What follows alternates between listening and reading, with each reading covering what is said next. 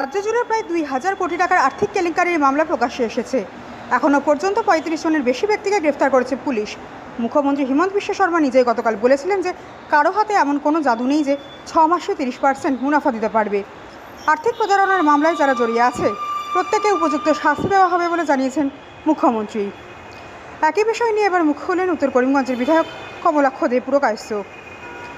তিনি বলেন, মুখ্যমন্ত্রীর উপর আস্থা আছে, যারা মানুষের টাকা আত্মসাৎ করেছে তাদের রেহাই হবে না।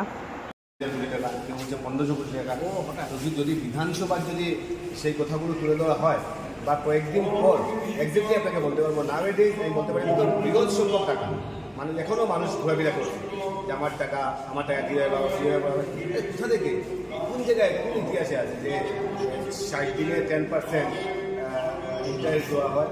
আমি বুঝতে পারলাম না এটা কি, মানে অবিশ্বাস্য কিছু ব্যাপার। তাই আমি মনে করি যে ওদের বিরুদ্ধে ব্যবস্থা নেওয়া হবে এবং তার জন্য মুখ্যমন্ত্রী দৃঢ়তার সঙ্গে কাজ করছেন এবং সেই ব্যাপারে এটা আমি মনে করি যে এসপি লেভেল বা আমাদের স্থানীয় লেভেলে সেগুলো মনিটরিং করা হচ্ছে। আমাদের স্থানীয় লেভেলে সেগুলো কিছু করা হবে না, সম্পূর্ণ ব্যাপার ডিস্ট্রিক্ট থেকে মনিটরিং করা হচ্ছে এবং সেবারে কঠোর হাতে সেগুলো দমন করা হবে।